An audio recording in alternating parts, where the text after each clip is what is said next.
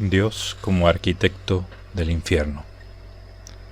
Así que hay una justicia en la tierra, para bien y para mal, y hay una justicia después de la tierra, mucho más grande que los frutos del bien y del mal. Y dado que no es la necesidad de la satisfacción lo que mantiene en el ser a un réprobo, Dios sin duda ha determinado las normas generales que rigen y regirán la sociedad de los condenados. Después, esa sociedad réproba puede dotarse de normas, prácticas y usos consensuados por ellos mismos. Dios, lejos de inhibirse, actúa como arquitecto general de un modo que recuerda mucho a cómo creó el universo. Dotó al universo no solo de materia, sino también de unas leyes físicas. Después dejó que esas causas fueran desarrollando su propia evolución. Cualquier cambio en esas leyes hubiera producido inmensos cambios en el universo al cabo de millones de años. Dios es autor de cada una de las 185 lunas que orbitan alrededor de los grandes planetas de nuestro sistema. Es autor de cada uno de los cuerpos que se mueven en el cinturón de asteroides entre Marte y Júpiter. La lista podría seguir. Lo interesante es que todo, salvo el momento inicial de la creación, lo hizo por mediación. El Creador ha permitido todos y cada uno de los detalles del infierno que existe. En algunos aspectos les ha ayudado, ayuda positiva. En otros aspectos ha puesto un límite al sufrimiento, ayuda negativa. Lo repito, Dios no es creador del infierno, pero sí que, dado que convenía que existiese e iba a existir, actuó como arquitecto de ese lugar y de ese estado, arquitecto de las dos sociedades que la componen, humana y demoníaca, y de la interactuación entre ángeles caídos y réprobos. Dios no es creador del Averno, pero sí su arquitecto. Aquí en la tierra vemos que las autoridades de una nación no quieren que haya presos, pero, dado que los va a haber, crean las cárceles y determinan cómo van a ser estas.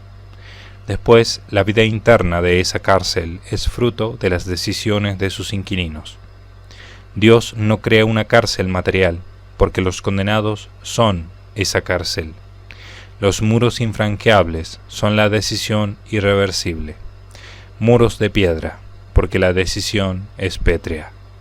Pero dentro de los muros del infierno solo son necesarias unas leyes generales. En el resto de aspectos reina la libertad. En una cárcel material de este mundo, no es humano levantar unos muros y dejar que los prisioneros hagan lo que quieran dentro de esos muros. Algo así sucede con el Tártaro, y es que las cárceles de nuestro mundo son como una parábola del Tártaro. Entender la mentalidad de un preso es un modo de penetrar en la mente de un condenado eterno. Eso se ve más claro si ese preso está condenado a cadena perpetua, y es un preso malo. En una cárcel, los mismos presos saben que hay distintos tipos de presos. Todos están en prisión, pero ellos saben que el interior de cada preso es distinto. Unos son buenos, han cambiado durante la estancia, se han arrepentido y han consumado un proceso de regeneración. No hablo desde la teoría. Visitando la cárcel para predicarles, he visto la bondad en los ojos de los presos buenos. Mientras que otros presos son malos, el mal en ellos se ha cronificado. Ningún proceso de arrepentimiento, de regeneración, ha aprendido en ellos en tantos años de condena. Por supuesto, hay otros presos que se hallan en estadios intermedios entre los presos buenos y los presos malos. En todo esto vemos aspectos que nos recuerdan al infierno y al purgatorio. La raya definitiva es el juicio final.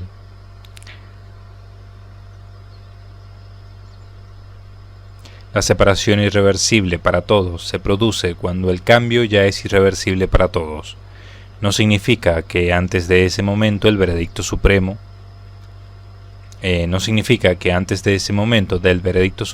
algunos no se hayan cronificado ya, pero hasta el juicio final habrá algunos viadores. Creo que en estas páginas se ha mostrado de forma suficiente que ni siquiera el infierno puede estar abandonado enteramente a su suerte. Dios tiene que elegir qué tipo de averno va a existir, y si la elección recae en Él, podemos estar seguros que elegirá la opción más benigna. Afirmo, y lo hago de todo corazón, que el averno es un lugar de venganza, pues, según el diccionario, la definición de venganza es la satisfacción que se toma del daño recibido. Pero si siguen existiendo los condenados, no es por venganza, es un lugar de venganza que no existe por la venganza. Jesús ha sido definido con toda verdad como tierra de los vivientes. Jesús es el paraíso del Edén y la tierra prometida. El infierno es lo negativo, lo que falta. No es la tierra donde Dios ha puesto cosas que hagan sufrir. ¿No hay nada externo al condenado que haga sufrir en el infierno? Sí. Los entes que hacen sufrir en el infierno a los condenados son los otros condenados. El único modo de quitar ese sufrimiento sería la incomunicación. Pero de la incomunicación surgiría más sufrimiento. Jesús, tierra de los vivientes. El infierno, tierra de la venganza. Jesús es la tierra de los que existen con una vida sobrenatural. El infierno es tierra de los que existen con una vida natural, gravemente deforme. Siguiendo este paralelismo, ¿se puede afirmar que el diablo es tierra de los eternamente muertos? Las conexiones de Jesús con los bienaventurados a través de la gracia son sólo posibles para Dios. Ahora bien, no podemos dejar de ver un cierto paralelismo entre la gracia y la tentación.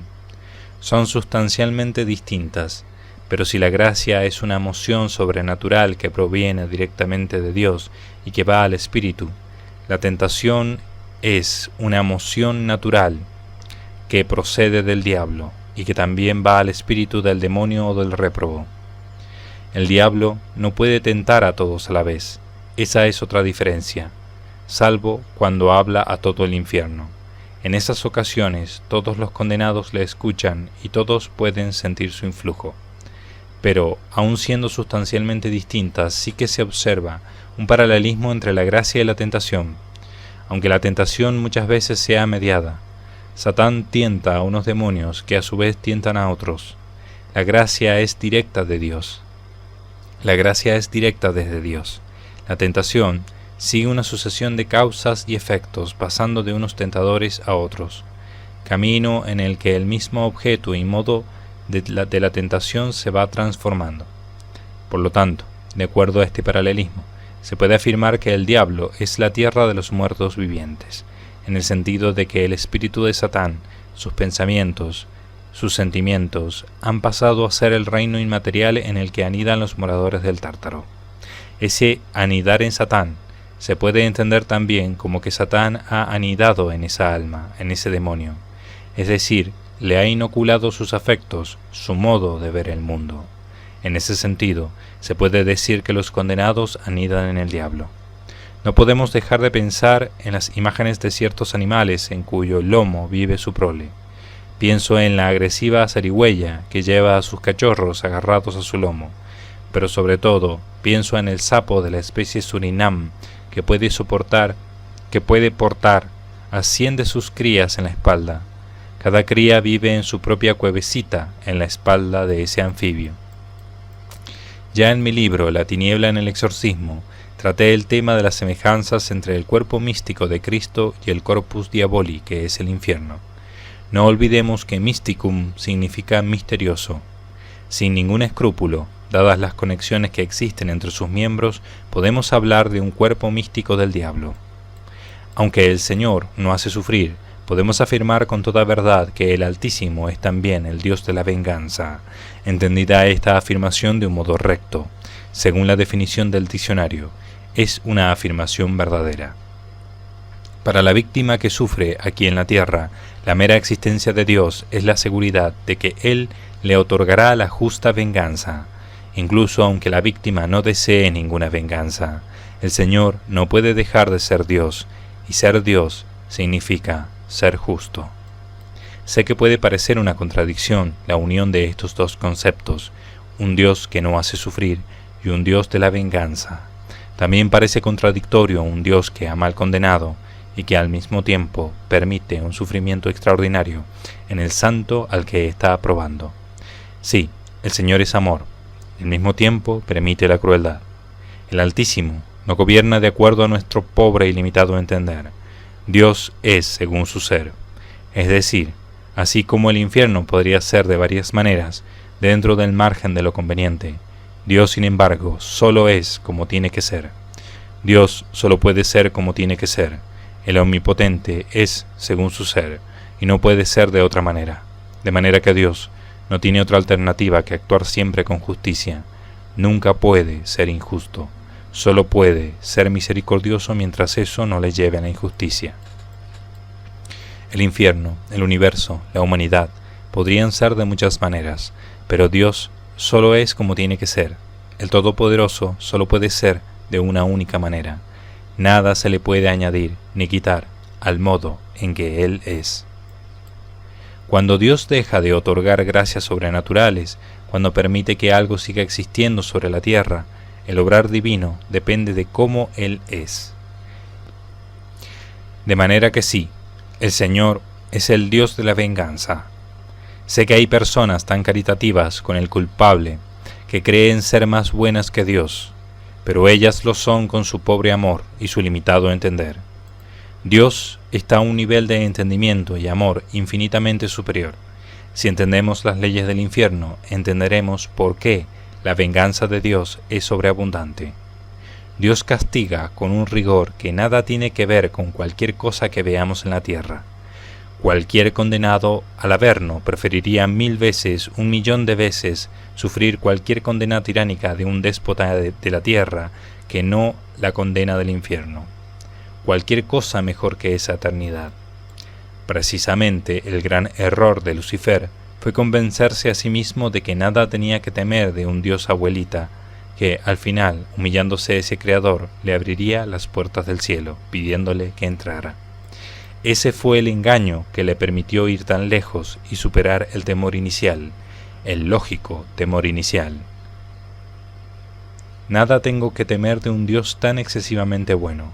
La puerta siempre la tengo abierta. Haga lo que haga, siempre podré entrar de nuevo. Esa frase, la pone entre comillas, esa frase sería el error que habría creído el demonio. Retomo la lectura. Dentro de todo lo que he dicho hasta ahora en este ensayo, sin negar nada de lo afirmado, Lucifer se encontró con la sorpresa del rigor Dios. Un rigor del que había sido advertido millares de veces. En un momento dado se encontró ante la puerta cerrada, cerrada para siempre. Resulta impresionante para alguien que ya sabe, comprende y ha experimentado lo que es la eternidad, entender qué significa que esa inmensa puerta está cerrada por los siglos de los siglos. Ya entendemos que esa puerta no es material, que es la ausencia de cualquier gracia sobrenatural. No se vea una contradicción entre esa sorpresa por encontrarse con la puerta cerrada y la doctrina, que tantas veces se ha repetido, de una decisión irreversible por parte del culpable. El culpable se sorprende de que la puerta no siga abierta después de su decisión personal irreversible. No quiere entrar por esa puerta, pero esperaba que estuviera siempre abierta. No quiere estar con ese Dios abuelita, pero estaba convencido de que los brazos de ese Dios abuelita siempre estarían abiertos para él. Como ejemplo de esta mentalidad, recuerdo una chica joven célebre que se hundió en la droga. Ella libremente fue aceptando, paso a paso, ese hundimiento con el que perdió el trabajo que tenía, el dinero y finalmente la salud. A cada paso ella aceptó lo que conllevaban sus decisiones. Me sorprendió que en la etapa final concedió una entrevista, la última antes de morir, en la que llena de rabia echó en cara a todos el estar en ese estado, sin dinero y enferma. Es increíble que la sociedad deje que te hundas así, dijo con amarga ira. Habían sido decisiones, muchas, totalmente libres y personales, en las que sabía sus consecuencias, pero, justo al final, sus únicas palabras fueron de resentimiento a los demás. Trasladó la culpa a los demás de aquellos actos completamente libres. En el diablo y su progenie existe lo mismo, una inversión de la culpa, un traslado de la responsabilidad. Dios, que me ha intentado ayudar, es el culpable. Dios, que siempre me dijo, no, ¿es culpable de mí? Sí. Pueden quedarse tranquilos los que desearían que los condenados sufrieran más. Cada uno de ellos sufre exactamente según es su espíritu. Todo acto ha dejado una marca en su alma. Esa marca es la deformación del espíritu.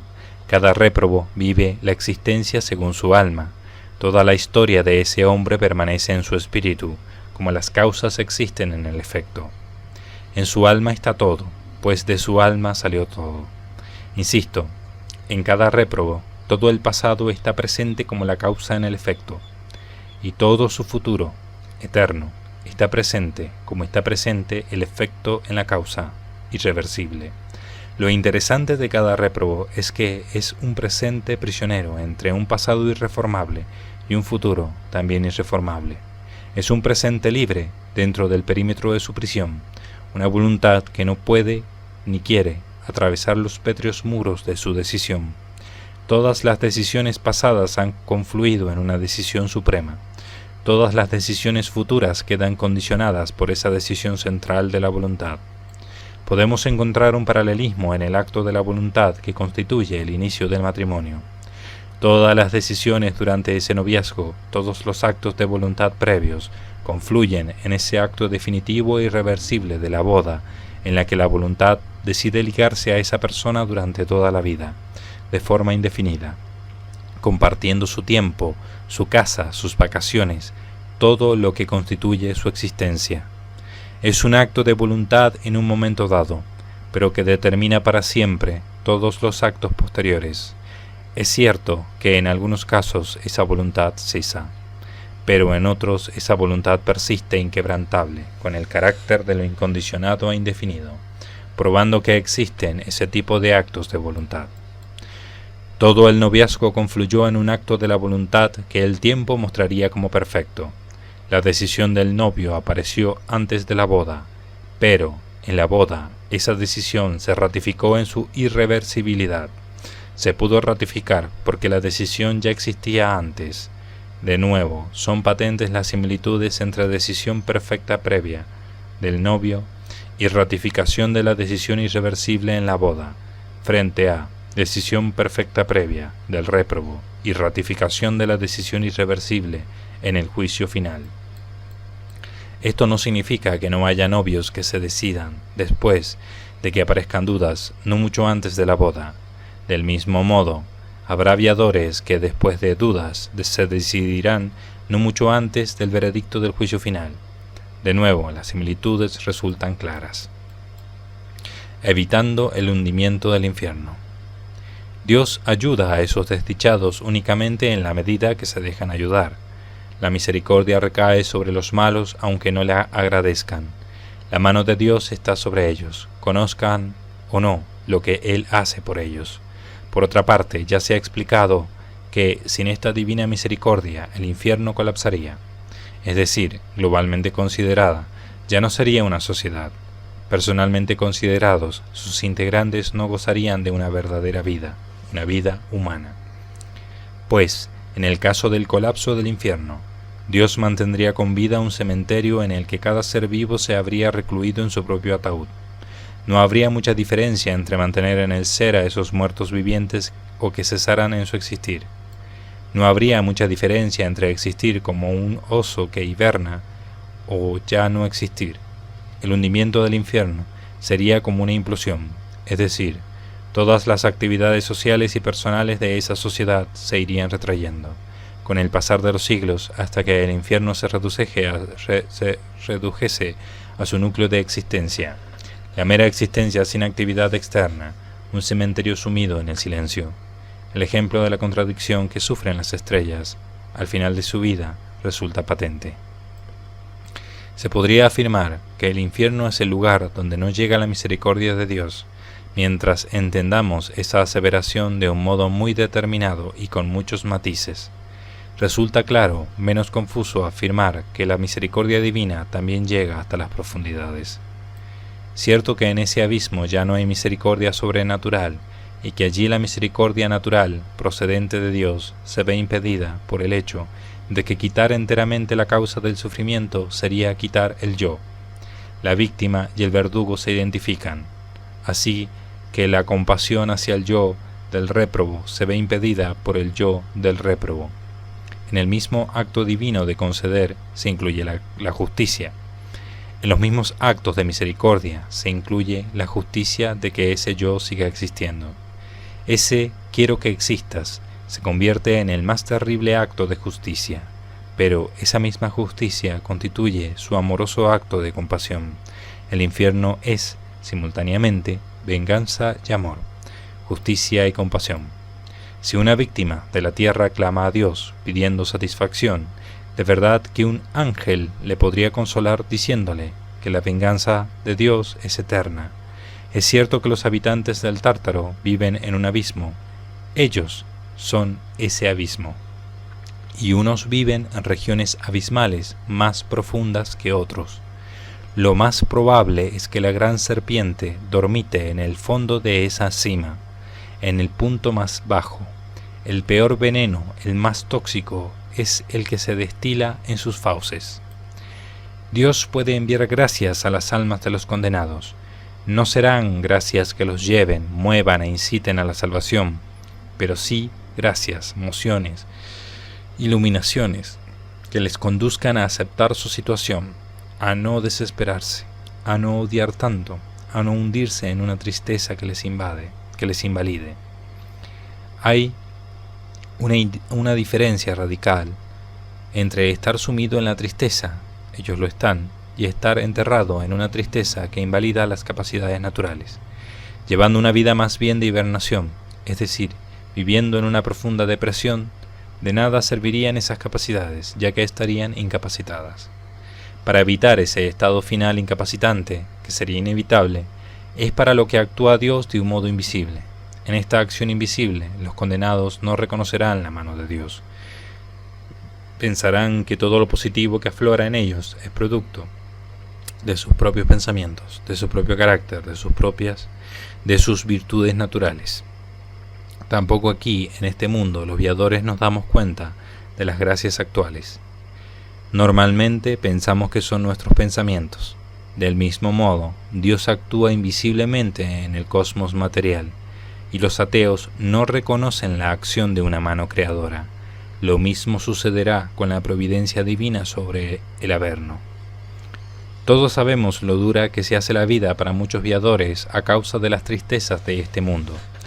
Traiciones de los amigos, murmuración, desamor, recriminaciones, soledad, a pesar de estar rodeado de personas. En el mundo hay tristezas, pero los viadores obtienen ayudas para su psicología, para seguir resistiendo, gracias a las alegrías que otros les dan. Esas ayudas reconfortan, dan nuevos ánimos. En el infierno, esa ayuda directa de Dios de la que he hablado es tanto más necesaria cuanto que estamos hablando de un desierto, de una morada donde solo hay malos. En los desiertos de este mundo, algo de vida es posible únicamente si Dios hace aflorar unos pocos manantiales en esos páramos desolados.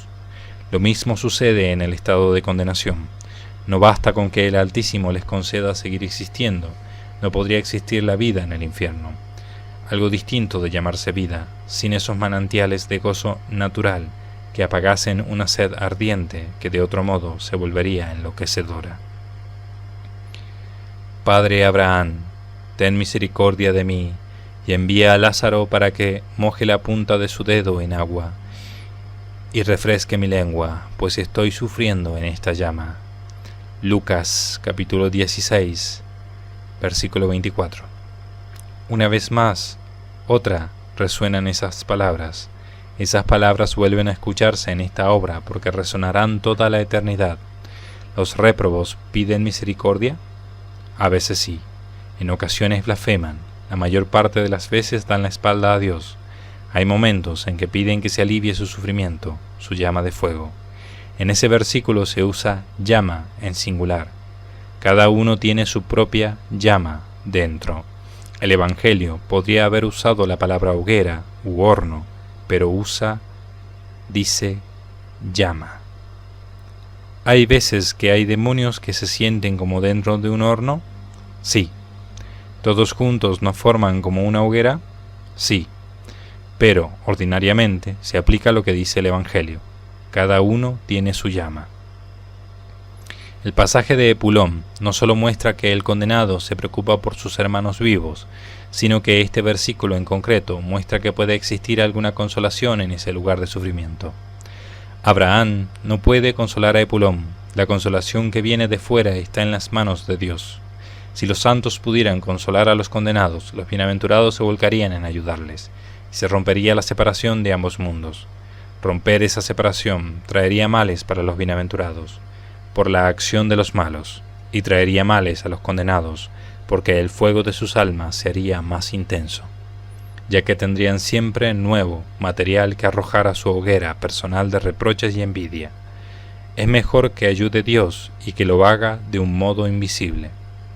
Pero sí, el Creador coloca manantiales en el desierto del infierno. Esos manantiales son símbolo de los gozos naturales. El rocío que cae sobre el desierto es símbolo de la gracia natural. Muchos pequeños reptiles e insectos viven del rocío de las áridas arenas del desierto. Y así, la naturaleza ayudada por las gracias naturales que provienen de Dios, incluso en esa sociedad de condenados, se generarán bienes naturales que ayudarán a mantener, digámoslo así, la habitabilidad del infierno. Podemos ir más allá y preguntarnos, ¿en los periodos de calma algún demonio puede leer pacíficamente la subida al Monte Carmelo, de San Juan de la Cruz, las obras de Santa Teresa de Jesús o la Biblia? Me refiero, por supuesto, a una lectura que no va a provocar un efecto salvífico. Me refiero, por tanto, a una lectura por un interés cultural o por razón del mero placer estético. En un primer momento pensé que eso era imposible. Si persiste un rechazo de Dios eterno, el objeto aborrecido solo produce aversión.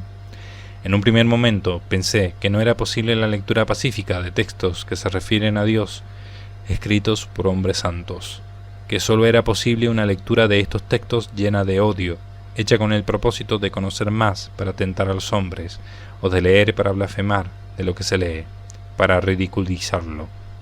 Ahora bien, tras meditar el asunto algo más, sí que pienso que algunos demonios pueden leer obras espirituales con el espíritu de suficiencia, de orgullo, de total distancia, con que lo hace en la tierra un catedrático ateo que debe preparar una clase para sus alumnos. Esa lectura fría, gélida, que no cambia el alma impermeable, es posible en los réprobos. No olvidemos que, por ejemplo, la lectura de las obras completas de San Agustín no va a producir un acto salvífico si esa lectura no está acompañada de la irrupción de la gracia sobrenatural. Por supuesto que algunos demonios no pueden, de ninguna manera, hacer esto. El sentimiento de aversión los domina enteramente, pero los réprobos sí que pueden contemplar todos los detalles de una catedral, valorar una pintura religiosa o charlar con otros réprobos acerca de Dios, y hacerlo de un modo relajado y tranquilo. No olvidemos que en el libro de Job, Satanás habla con Dios. Cierto que no se nos describe el tono del maligno. Quizá dirigió sus palabras lleno de furia, quizá lo hizo con un tono despectivo, pero razonablemente sereno. No lo sabemos, pero varias opciones son posibles. ¿Pueden caer gracias sobrenaturales en el infierno? Está claro que la condenación del infierno es eterna, no solo porque lo afirme la Sagrada Escritura, sino también porque es lo que define ese estado. Si hablamos del infierno, estamos refiriéndonos a un estado de eterno alejamiento de Dios. Si no fuera eterno, estaríamos hablando de otro estado, no del infierno. Pero, preguntémonos, ¿sería posible que alguna gracia sobrenatural cayera en alguna alma? La respuesta es no. Si eso fuera posible, antes o después, alguna gracia sobrenatural conseguiría sentarse en un espíritu y sería la fase previa para recibir nuevas gracias sobrenaturales. Si multiplicamos esta situación durante no ya miles de años, sino durante una cantidad infinita de años, al final esa alma acabaría saliendo del averno. Y el mismo proceso acabaría sucediendo en todos los réprobos y demonios. Por poner un ejemplo, si una central nuclear tuviera una sola y única posibilidad de que su núcleo se fundiera y explotara una vez cada 1.000.000 de años, entonces en la eternidad todas las centrales nucleares del mundo acabarían explotando. Sería una mera cuestión de tiempo. una posibilidad para cada 1.000.000 de años, multiplicada por una cantidad infinita de tiempo, da como resultado que el evento acaba sucediendo siempre. Si el infierno es eterno, ninguna gracia sobrenatural puede descender sobre esos espíritus. Es cierto que si el alma está perfecta y absolutamente cerrada, no hay ni una posibilidad cada 1.000.000 de años. Si la vida biológica aparece de forma natural y espontánea, una vez cada 1.000.000 de planetas igual a la Tierra, si hubiera un número infinito de planetas, habría infinitos planetas con vida. Pero si la vida aparece únicamente si Dios pone la primera semilla, entonces no importa cuántos planetas existan, ni siquiera, aunque su número fuera infinito, aparecería nunca la vida. Si la posibilidad es cero, no importa que haya un número infinito de planetas. Lo mismo sucede en el infierno. Si la voluntad está perfecta y absolutamente cerrada, no importa que transcurra un infinito número de milenios, la posibilidad de salvación será cero. Imaginemos que la gracia salvífica es como la semilla de un roble que cae en un desierto. El problema para que germine no está en la semilla, sino en la falta de agua y en la falta de un suelo adecuado. La semilla de un roble no puede crecer en un suelo donde no hay otra cosa que arena perfectamente seca. Del mismo modo, el problema para que germine la vida sobrenatural en un réprobo no está en la falta de la semilla, sino en que carece del mínimo sustrato para que esa moción divina pueda sobrevivir y arraigarse. Hay muchos tipos de gracias y hay muchos tipos de condenados, del mismo modo que hay muchos tipos de semillas, pero ninguna semilla puede arraigarse sobre una pulida superficie de mármol sin fisuras, y esas son almas sin fisuras y duras como el mármol. Ninguna semilla puede crecer sobre el fuego. Los ejemplos podrían continuar. Sería por tanto posible que sobre los condenados del infierno cayeran gracias sobrenaturales que como semillas germinarían, ofrecerían un alivio sobrenatural y después morirían, al modo que las fugaces plantas verdes del desierto que viven una o 2 semanas. La respuesta es no. Tal cosa no es factible. No es que mueran esas plantas verdes de la gracia sobrenatural, es que no pueden crecer. Dios no va a enviar semillas allí donde esas semillas ya son inútiles. Si bien reconozco que la razón última para negar esta posibilidad de gracias sobrenaturales es el hecho de que Dios nos haya revelado la eternidad del infierno, y en las Escrituras lo ha hecho sin ninguna duda. Hay condenados. Las únicas plantitas verdes tiernas que crecen en los áridos páramos interiores de los espíritus condenados son los pequeños gozos que conlleva la vida natural. Y como esas plantas desérticas suelen tener una vida fugaz si son tiernas. Otras plantas menos agradables y llenas de espinas sí que crecen de forma estable. Siguiendo este símil vegetal, la diferencia que hay entre las distintas especies de cactus de un páramo y un verde y exuberante prado de hierba, flores y mariposas es la diferencia entre un alma bienaventurada y otra condenada. Es el mismo sol el que abraza en el desierto del Sahara y es tan agradable en un bosque suizo. En un lugar el viajero busca desesperadamente la sombra y caminar se hace insoportable. En el otro lugar el viajero se pone al sol para sentir la caricia templada de sus agradables rayos y el lugar invita al paseo. Al condenado se le hace insoportable seguir andando por el camino de la vida. Esa región desolada, no me estoy refiriendo a una región física, tampoco invita a recorrerla. Esa región es el mundo demoníaco y el de los réprobos. Aún así es lo que hay, y el condenado acabará recorriéndola y aprendiendo a reconocer lo bueno que hay en ella. Incluso el Hades está dotado de una belleza propia, como todo desierto, entre cactus y animales venenosos. Con sed y bajo un cel abrasador, el condenado reconocerá la belleza del lugar. Incluso el Tercer Reich tenía su propia belleza demoníaca. Siguiendo otro símil, el orográfico, la diferencia entre un sistema de cuevas subterráneas, con su pequeño ecosistema de insectos y murciélagos, y la belleza de las cumbres de una cordillera y sus feraces laderas y valles, es la diferencia entre el abismo y el reino de los cielos.